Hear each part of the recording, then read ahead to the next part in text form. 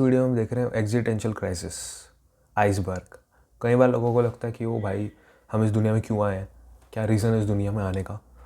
तो वो ये बंदा बता रहा है, Alex O'Connor, he is telling the iceberg यानी एग्जिस्टेंशियल क्राइसिस का। I'm on TikTok, and not long ago on that app, I came across the so-called existential crisis iceberg.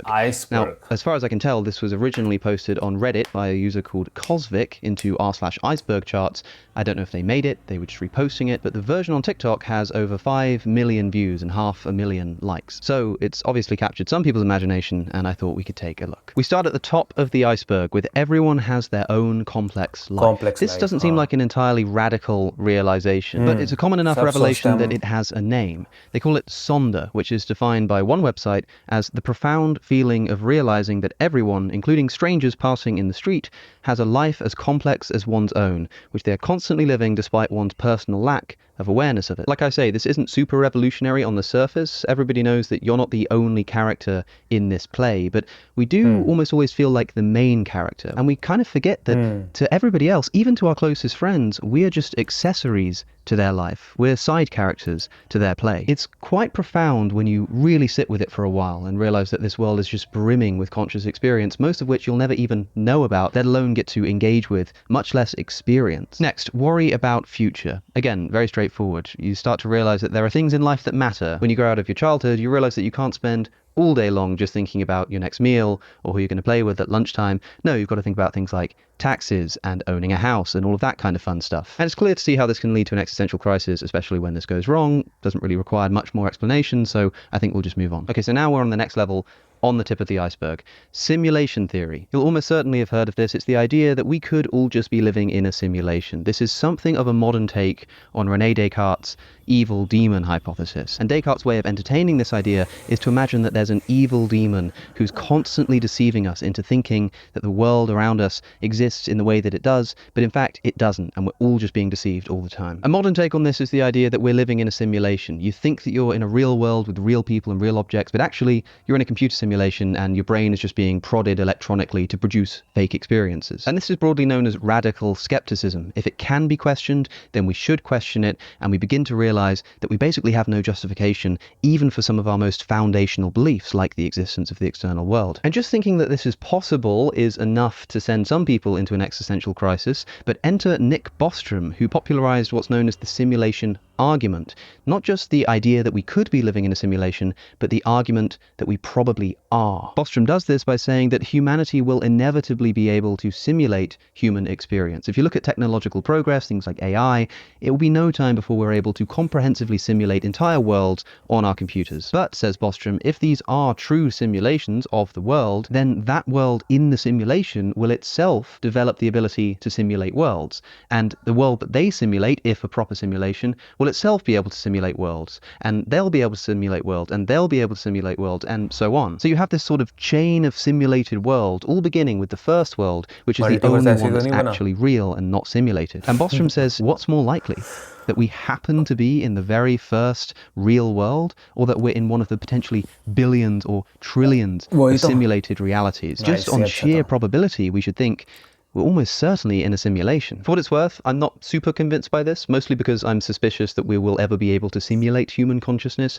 That's a big topic and perhaps one for another video, but I have had Nick Bostrom on my podcast and we did talk about AI consciousness. I also have a whole video explaining the meaning of the evil demon and Descartes' famous phrase, "I think, therefore I am," all available in the description below. Next, why does anything exist? This is one of the most naive philosophical questions that anybody can ask. It's one of the first questions that anybody can ask, and one of the most profound. Why is there stuff? If you consider the possibility that there could have been nothing, it seems like there could have just never existed anything ever, and yet there's stuff. There are chairs, and there are trees, and there are minds, and there are colors, and there are all kinds of weird things. I mean, there may even be things called morals if you're a moral objectivist. There are all kinds of weird things that exist, either materially or immaterially.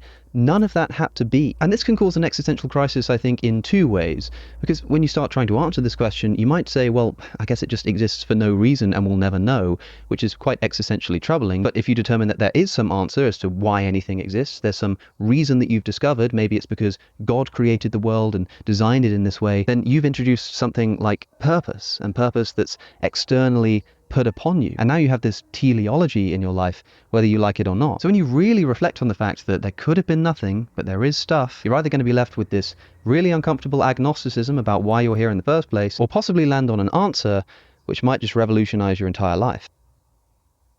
Today, everyone wants to use AI tools. After all, they let you do stuff like this.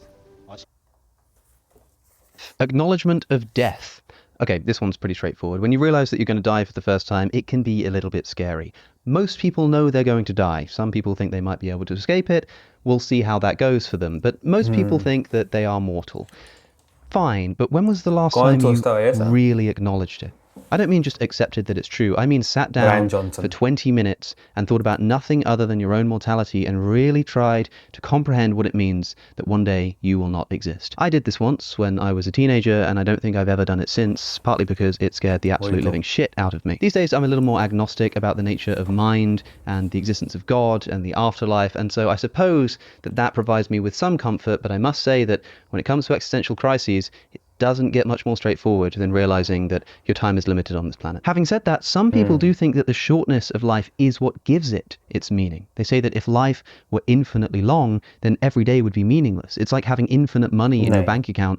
What's $1 to you? It's meaningless. It has no value, essentially. Whereas if you've only got $100 in your bank account, then $1 can be quite a lot of money to you. So the acknowledgement of death may lead to an existential crisis, but it may also lead to a recognition of the very thing that gives life meaning in the first place. Okay, we're moving down a level. Sympathy is created by self-pity. I'll admit that I don't actually know exactly what this is getting at. I suspect it's something like the idea that our care for other people is actually only a derivative of our care for ourselves. Is it just some evolutionary wiring? And if it is evolutionary wiring, then why would it evolve? Surely evolution favors what will help me to survive, so why would I evolve a capacity for caring about other people? Oh, well, it must be that in some way caring about other people is good for me. That might be a true evolutionary account of how morality evolved, but it's not a very wholesome one, especially when you consider your love and care for your friends and realize that that might just be some kind of evolutionary trick. But like I say, I don't know if that's what this is actually getting at. It's just my best guess. Last Thursdayism. What on earth is that? Well, put simply, it is the supposition that the entire universe and everything in it was created last Thursday. Why would anyone believe this? Well, as far as I can tell, nobody actually does. It's more like a thought experiment, which is why maybe it doesn't belong on the existentialist iceberg. The idea is that you can't disprove that the universe was created last Thursday. It might have been, and all of your memories might just be an illusion that were created at the same time. So, okay, nobody really believes this, but why does the thought experiment exist? It generally comes up in two contexts. The first is this radical skepticism again, the idea that we can't justify some of even our most basic, fundamental philosophical beliefs. The second context is specifically young Earth creationism. This is a branch of Christianity that believes the universe is about 6,000 years old. Now, one of the great mysteries for the young Earth creationist is the existence of really old stuff. Like really old stuff. Millions of years old type stuff. Things like mountains or fossils. These are much older than 6,000 years old, so how does the young Earth creationist account for them? Well, enter the so-called omphalos hypothesis, the idea that God created the world 6,000 years ago, but with the appearance of old age. Why would he do this? Well, your guess is as good as mine, but some suggestions include the functionality of the world. It needs things like mountains, and so God created them looking really old. But also, it could be a religious test. Just to God prove knew your that religion one day or God, humanity right? would You evolve make up secular things. science, and it would start telling us evil things like the Earth is older than 6,000 years old. So God put these things here to test us, to make sure that we'll stay faithful even in the face of opposite evidence. Whatever the reason for people believing in this apparent age hypothesis, Last Thursdayism is kind of a parody of this to show how ridiculous it sounds and how ridiculous it is. Therefore, I think it could be existential crisis inducing in the context of radical skepticism, but no more than something like the simulation theory, so I don't really know why it's this low down. If you want a healthy brain, you need a healthy diet. And that is where today's sponsor, AG1, can help. AG1 is a daily health drink, a blend of over 70 vitamin quality mushrooms. You can drink this During the day. So does producing AG1 travel pack to get started. Where do you exist? You're probably kind of... If you're a materialist, where are you? Like, where do you today? You are alone in your brain. If you're a materialist, where are you? Like, where do you exist? You're probably kind of the same thing as your brain. You are your brain, in effect. But where's your brain? Well, it's kind of locked away inside of your skull, just sitting there in the dark. I mean, we have sense data, we have our eyes to see and our ears to hear, but That's just going through nerves and being translated by our brain. It's essentially an illusion. I mean, your eyes actually see things upside down and your brain flips it over again. And you don't directly engage with sound. A vibration hits your eardrum and sends a signal down a nerve which gets translated by your brain into an experience. But when you think about it, you're actually quite disconnected from it all. You're sort of like a person locked in a control room. You've got a big monitor and there are cameras outside so you can see the world, and there are speakers and microphones so you can hear everything that's going on too, but you're locked in that room and there's no way for you to get out. And if one day the monitor turned off and the microphone stopped working, you would just be sat there alone in the dark. And I suppose the scary thing is you are in that situation right now. It's just that the monitor is switched on and the microphones are still working, at least for now. We are not alone. It would be pretty scary if there were aliens out there, not least because they might attack us for literally any reason, but also because it should revolutionize our view of life. Firstly, for the religious, the idea that humans are special and that God created the universe with us in mind would be shattered in an instant. And also all kinds of philosophy about humanity and what it means to be a conscious agent as opposed to other animals would be radically altered by alien life. But for someone like me, I don't know if this is super existential, I might have put it a bit higher on the list. Afterlife skepticism. If you believe in God and you believe in the afterlife, then you are pretty consoled throughout most of your life that although your friends are dying, you're going to see them again. And although you're going to die one day, you don't need to worry because you're going to be somewhere better and you're going to be with all your friends again. But then you start questioning it. Does it really exist, or is it just a fantasy we've come up with for the purposes of consoling ourselves? That can definitely give you some existential dread, especially if it's the first time you've encountered the idea. However, many people get along just fine not knowing. I suppose if you knew that there were no afterlife and your skepticism went all the way in that regard, then this would be pretty existential, but we've already done the acknowledgement of death thing, so I don't know why this would be lower down on the iceberg. Okay, we submerge to the next level and we start with nihilism. Nihilism is sort of the crown jewel of existentialism. In many ways, it's the result of an existential crisis rather than the cause of one. When you start questioning these things, is there an afterlife? Maybe not. Oh, I'm definitely going to die one day. Oh, I don't know why I'm here. The result of this is to think, nothing matters. And even if something does matter, I have absolutely no way to work out what it is, and I've tried, but I can't get there, so I'm just going to give up all hope in that project. So nihilism is broadly the view that nothing matters, that there are no objective values. There are sort of different kinds of nihilism. You can be an epistemological nihilist, or just a moral nihilist, or like a broad nihilist about everything. But I think this all-encompassing nothing matters in any context is what people tend to think of when they think of a nihilist. I understand why it's here, but like I say, the other things on this list cause existential crises. This seems to me more the result of. Hey developers, join us for the biggest AI competition with over $10,000 in cash prizes. Of one. We are alone. A controversial choice, putting it below we are not alone. There's that famous quote by Arthur C. Clarke: two possibilities exist. Either we are alone in the universe or we are not. Both are equally terrifying. The author of this chart has decided that they're not equally terrifying, and us being alone is more scary than us not being alone. I don't know about this. Let me know what you think in the comments. If we are alone in the universe, then we're forced to contend with this image of us sort of... Maybe we are alone in the universe. Maybe. But there are multiple universes. So... being on this rock floating around in cold space, and it does all feel a bit scary and isolated. But I will also say that if in this entire incredible universe there's only one place where life evolved, I think that counts as some evidence towards theism. I mean, if life just evolves spontaneously, we rightfully ask the question, as Fermi famously did, where is everyone? If life can just spontaneously evolve on planets, then given the abundance of life-permitting planets in the universe, where are they? However, if the entire universe was created with the express intention of permitting human life on planet Earth, that mystery sort of disappears. It's of course replaced with the mystery of why the universe would need to be so big in the first place, but I've discussed this in depth with my friend Joe Foley from Unsolicited Advice, and that was in a podcast titled 7 Questions Atheists Cannot Answer. But I don't know, what do you think? What would be more scary? Us being alone?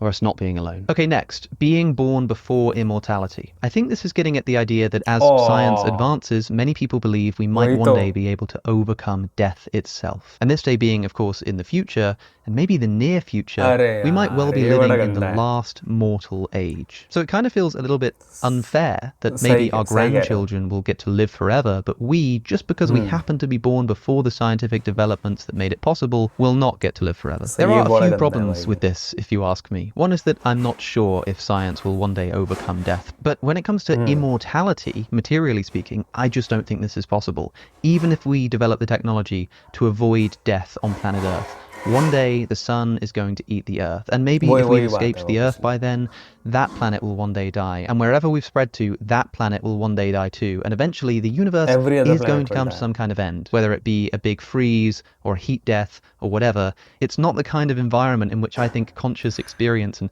materially existing human beings even can obtain. But also, even if that were possible, would you want to live immortally in this heat death or big freeze universe?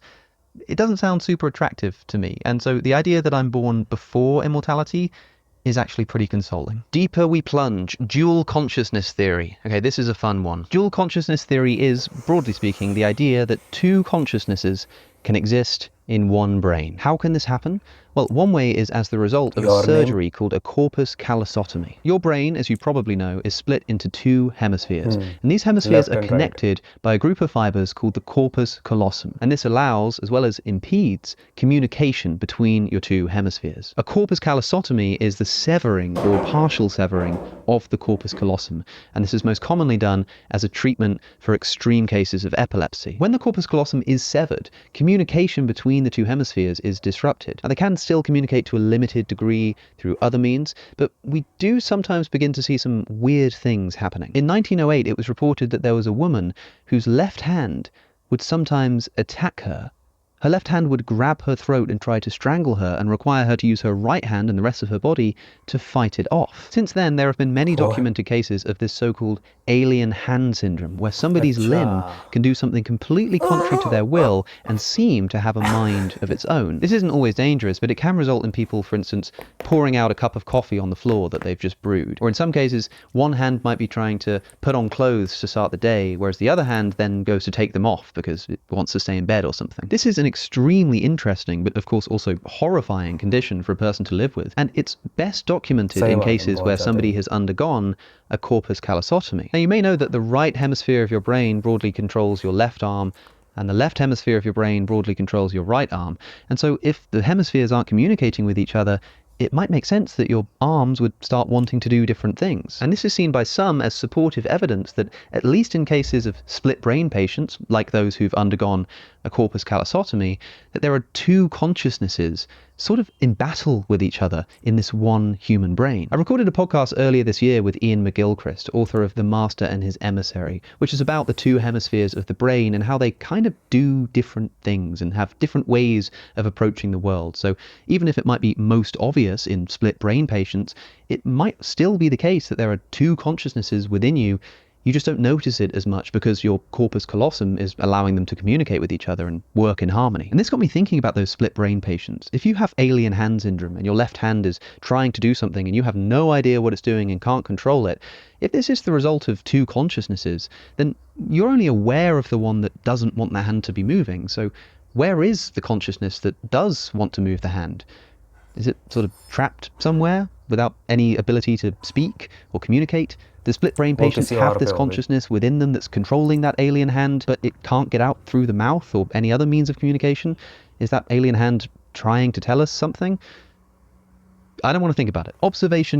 Would you say yes to a software development job outside India? Well, 75% of Indian creates the universe.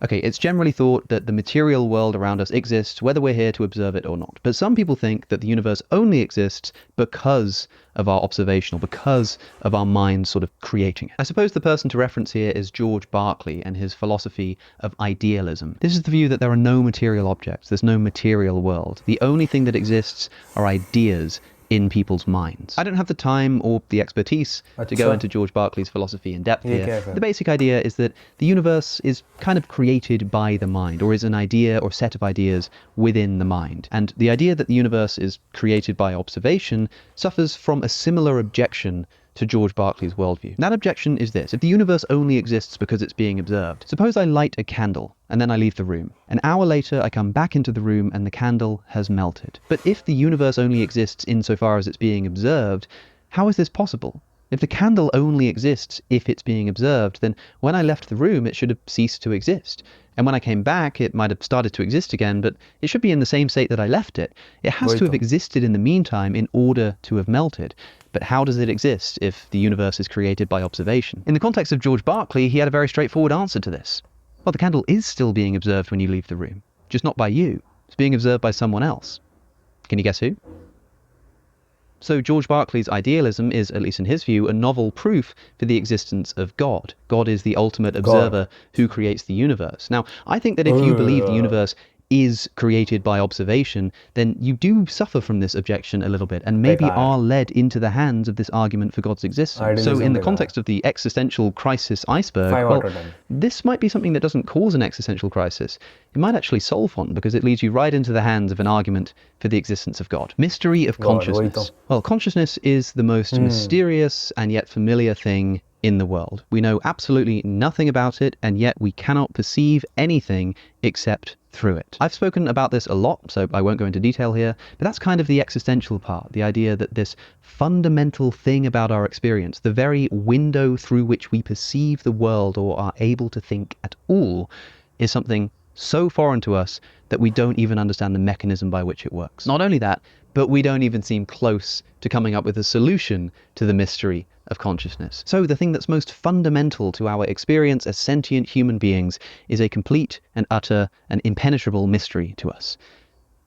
How fun. Okay, next level, deeper we plunge. Past and future exist simultaneously. The most common view of time is the so-called A theory of time. A theory states that the present is all that exists. Time genuinely flows, the past is no more, and the future is yet to be. But there's also the B theory of time. This suggests that past, future, and present all exist on something like a time block, and that we're sort of perceiving one part of the time block, and that's what we call the present. On this view, things like objects or people don't have 3 dimensions, they have 4 dimensions. They actually have 4 dimensions right now. They have a dimension left to right, forward to back, up to down, but also past to future. So the past version of you from 5 minutes ago is as much a part of you now as the left-hand side of your body is. Likewise, future you is a part of you. It's a bit like if I could only see my left hand and my right hand was behind my back.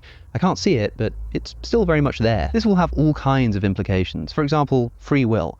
If your future self kind of already exists, can you really have any choice in what it does? But also it gives us reason to doubt our intuitions, because intuitively we do travel through time. Intuitively the past doesn't exist anymore. But if the B theory of time is correct, we have to abandon that intuition, which tells us that the way that we initially view the world is often philosophically completely and utterly wrong. Now I find this interesting, but not particularly existential, at least not compared to the other stuff we've been talking about, so I'm a bit surprised to find it this low down, but maybe I've just misunderstood what the author is getting at. And if the author is watching this video, then, well, let me know. Okay, everybody's heard of determinism, right?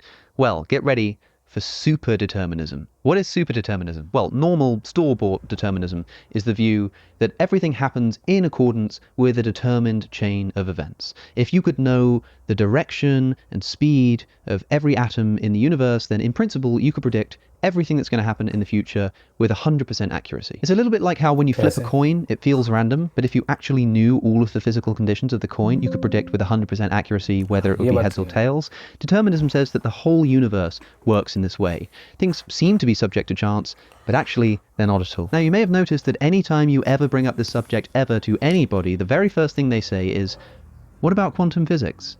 Everybody's heard that quantum physics involves some element of randomness, that electrons don't actually exist in one place or another, but there's some kind of wave of probability, and that there's actually a lot of chance going on at the most micro level of our universe. Well, sure, yeah, maybe. No one knows for certain what's going on down there. But there is this view called superdeterminism, which, as far as I understand, is sort of like determinism but applied to quantum physics. I'm not a physicist, so I'm kind of the wrong person to ask, but as far as I understand, superdeterminism allows us to do things like retain the actual reality of particles rather than having these quantum probability clouds. If you want to learn more, there are some great YouTube videos on the subject, including by people like Sabine Hossenfelder or Arvin Ash. Those two I think actually have differing views on the matter, so maybe worth checking both of them out, although I'm not sure because, again, I don't fully understand all of this stuff. But basically, I think that what's going on with superdeterminism is the removal of randomness even at the quantum level. Why would this cause an existential crisis? Maybe because of free will. If somebody believes in free will, the idea that the universe is determined can be a big problem for their worldview. I mean, if the way everything is going to go is completely determined from the Big Bang, then you can't really be said to be in control of the future of your own actions. So a lot of people take refuge in the idea that no, there is some randomness in the universe, it's not all determined. I think this is totally misguided. I'm just going to be blunt here, because randomness is something which, by definition, you're not in control of either. If something happens truly randomly, it's part of the definition of random that you didn't have some determinate cause in making it occur. Now, in my experience, when I've argued that free will doesn't exist, people often do bring up quantum randomness as a kind of retort. So I understand why superdeterminism would cause an existential crisis for these people, but to be honest, the existential crisis should have been there anyway, because of course, even if there is randomness in the universe, you're not in control of it. Human life is a momentarily universal anomaly. I think that's supposed to say a momentary universal anomaly. That is to say that in the course of the universe, something like human life or conscious existence is an anomaly. It's a sort of accidental flash that will come and it will go, and the universe will go on mindlessly for the rest of eternity. It's a bit like that clip from True Detective where Matthew McConaughey, his character, Rust, I think his name is, I haven't seen the show, is in a car talking about how human consciousness is some kind of cosmic accident and he's being all nihilistic about it. I think that's kind of the thought that's supposed to be captured here. And obviously, if we are just some kind of cosmic accident, that's not the most existentially fulfilling revelation in the world, so I can understand why it would be on this list. But again, maybe I've misunderstood what it's getting at. Going deep. Hey, still thinking about joining the 30-day Python using AI bootcamp by AI for Techies? So what if in 30 days you could go from knowing nothing about Python to actually building apps? For now, we are underneath the iceberg. The brain creates the flow of time. To be honest, I find this difficult to separate from the previous idea of the past and future existing simultaneously, because if the past and the future exist simultaneously, then where does time come from? It's got to be an illusion of the mind, so I think it's kind of similar to that. Boltzmann brain. Oh boy. One way to think about a Boltzmann brain is to consider that over an infinite amount of time, extremely unlikely things are guaranteed to happen. If the universe existed for an infinite amount of time, and there were just atoms floating around everywhere, then given that it's infinite, these atoms would form spontaneous structures and then dissolve, and every structure that you could possibly think of that can be made of atoms would at some point exist. The second law of thermodynamics says that entropy will always increase over time, and entropy is the amount of order or lack of order in a system. In practice, this means that if I spray an aerosol can over on this side of the room, particles will be released, and they'll be on this side of the room, but given enough time, they'll spread across the room, and eventually they'll be spread evenly across the room. Why does this happen? Well, because atoms are randomly vibrating in different directions, and given enough time,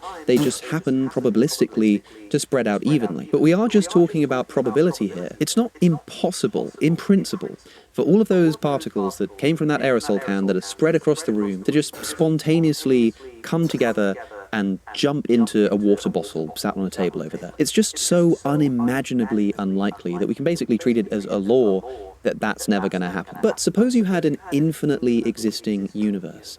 When you have an infinite amount of time, unlikely events aren't just probably going to happen, they're definitely going to happen. It's a bit like the monkeys on the typewriters. Given enough time, they'll produce the works of Shakespeare. It's not clear that would actually happen in that example, but you get the point. Randomness over an infinite amount of time is such that even the most extremely unlikely events will happen. In fact, they'll happen over and over and over again, because we're talking about an infinite amount of time here. So the realization that Boltzmann, of Boltzmann brain fame, had was that in this infinite universe where everything that could be made of atoms is made, sometimes brains will spontaneously form. Brains are just made of atoms, after all, and everything does get made. And what's more, brains can spontaneously exist with a bunch of false memories. A little bit like the simulation or last Thursdayism, the idea that brains can have fake memories of the past. Well, sure, I mean, memories are just brain activity, and that's just made of atoms. So there will be brains that spontaneously exist with a bunch of false perceptions and false memories as a matter of certainty in an infinite universe of atoms bumping around with each other. And given the fact that these spontaneously existing brains with fake memories are going to happen much more commonly than actual brains evolved in the traditional way, requiring the evolution of galaxies and stars and planets and simple life and the evolution into human life and the evolution of consciousness and all of this kind of stuff, right? If you want to create a real brain with real memories, all of that needs to happen, and that's got a much lower state of entropy than just the brain spontaneously coming into existence. Now, of course, that less likely state of affairs will still happen. Remember, everything happens in an infinite amount of time, but it will just happen much less. So in this infinite universe of atoms bumping into each other, there will be far more of these brains, which are known now as Boltzmann brains, than there would be real brains with real experiences. And just like with the simulation argument, we have to ask, what's more likely? That you're one of these real brains with real memories, or that you're one of these much more common Boltzmann brains? And if you are a Boltzmann brain, what does that mean? It means that you, right now, are just a spontaneous arrangement of atoms in an infinite universe that at any moment is about to disassemble and you will exist no more. So ultimately this is another kind of radical skepticism. It's a little bit more sort of sciencey, so it seems to have a bit more weight behind it, but you'll have noticed that this relies heavily on the idea that there is an infinite past of atoms bumping into each other according to the same laws of thermodynamics that exist in our universe, which appears to be a finite universe which started 13.8 billion years ago. Of course, maybe our universe is just one of many, maybe something came before the Big Bang and maybe it stretches infinitely back into the past, but there's no reason to think that atoms would vibrate and move in the same way. So I think that the philosophical and scientific evidence that the universe is not in fact infinite is enough to do away with this hypothesis. But again, I am no expert on science. I'm just a lowly YouTuber, so if I have got this horribly wrong, please go easy on me in the comments. Okay, now we're at the bottom. We're at the depths of the depths, and we're dealing with quantum immortality. There is an interpretation of quantum mechanics put forward by Hugh Everett called the many worlds interpretation. This suggests that when quantum events occur, every possible outcome actually happens, and that the universe kind of splits into different realities, each of which plays out a different possible outcome. Again, I have a full podcast episode on this topic, this time with David Deutsch, a fervent believer in the quantum multiverse. If you're interested, a link is down below. But take, for example, Schrödinger's cat. A quantum event determines whether a cat will die or live, and until you open the box, the cat is both dead and alive at the same time. The many worlds interpretation says that there are simply two branching realities, one in which the cat lives and one in which the cat dies, but they both actually happen. They're just different branches of reality that then just continue on independently of each other. So now we can consider a slightly dark thought experiment known as quantum suicide. Imagine the Schrödinger's cat setup, but instead of the cat, it's you. There's a button that you can press which through the same quantum mechanism has a 50% chance of killing you and a 50% chance of letting you live. You press the button, you're still alive. Okay, lucky you. You press the button again. You're still alive. You press the button again, and again, and again, and again, and again. Is this thing on? You're still alive. Either the machine must be broken, or you have beaten incredible odds. I mean, every single time you press that button, the likelihood of your survival decreases to vanishingly small proportions. So suppose you press the button 100 times, 1,000 times, 500,000 times, and you're still alive. What would that tell us? Well, some people suggest it would tell us that the many worlds interpretation of quantum mechanics is true. If other interpretations are correct, and there's a probability of outcomes, and by pressing the button you realize one of them, it shouldn't take very long for you to die. Whereas if it's the case that every single possible outcome does happen in some reality, then consider this. Every time you press the button, two branches of reality are created, one in which you live and one in which you die. Now, which one of those branches does your conscious experience go down? That is, from your perspective, which of those branches do you end up in? Well, it kind of has to go down the one in which you remain alive. It can't go down the one in which you die, because you're dead. There's no you for that conscious experience to continue in. Therefore, every time you press the button, your consciousness has to go down the branch of reality in which you survive. At least in this thought experiment, subjectively speaking, you can't die. I mean, there'll be many versions of you in different branches of reality which do die, but your consciousness is going to follow that branch where you stay alive. Thus, on the many worlds interpretation of quantum mechanics, quantum immortality, and actually the final entry on this iceberg, you cannot die from your perspective, I think is essentially getting at the same thing. One biographer of Everett states that, quote, Everett firmly believed that his many worlds theory guaranteed him immortality.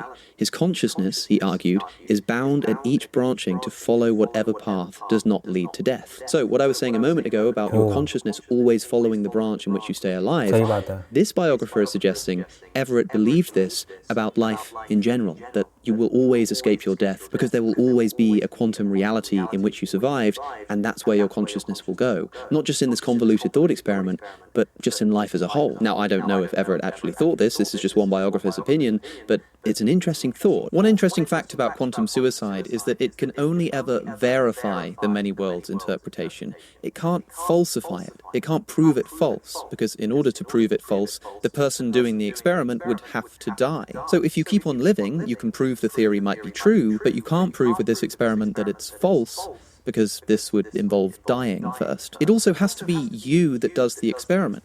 You could get somebody else to press that button for you, but if you watch them die in front of you, all you know is you're in the branch of reality in which they died. You don't know where their consciousness has gone. The only person who can ever know the result of the experiment is the person doing the experiment. Another biographer of Everett, Wikipedia tells me, Peter Byrne, says that Everett also privately discussed quantum suicide, that is this weird thought experiment that we've just been talking about, but adds that, quote, it is unlikely, however, that Everett subscribed to this quantum immortality view, as the only sure thing it guarantees is that the majority of your copies will die. Hardly a rational goal. I don't know about that, because it seems to me that the point is that, yeah, lots of copies of you will die, but the one that retains your conscious experience will always be the one that remains alive. Hey, it's not super convincing, but neither are many of the other attempts at immortality that humans have come up with in the past. Now, this is at the bottom of the existential crisis iceberg. For a lot of people, the idea of living forever would be great news. But of course, it's also true that many people are terrified of the prospect of immortality. So if we've got no choice in the matter and we're all quantumly immortal whether we like it or not, for some people that's good news, for some people that's bad news. And hey, to rehearse one overused, famous YouTuber-y motto, let me know what you think down in the comments. But that's the existentialist iceberg. I may have got some of them wrong, I may have got most of them wrong. If you think that I did, let me know in the comments. Thank you for watching, don't forget to subscribe, and I'll see you in the next one. Quantum immortality and Boltzmann brain, bhai. Boltzmann brain. Crazy. If you spray like a can, ऐसे spray करोगे, तो जो उसकी जो particles निकलेंगे वो evenly room में spread हो जाएंगे एक टाइम बाद, और वैसे ही atoms होते हैं. तो क्या यही मतलब वापस अर्थ इसी की वजह से तबाह हो रही है, यूनिवर्स पूरे लाइक मरने को हो रहा है यूनिवर्स, क्या पता नहीं. बोल्ट्जमैन थ्योरी इज क्रेजी भाई. I love how chairs are always the first example of stuff that chairs था सच में, क्योंकि लोग चेयर पे बैठे होते हैं वीडियो बनाते समय.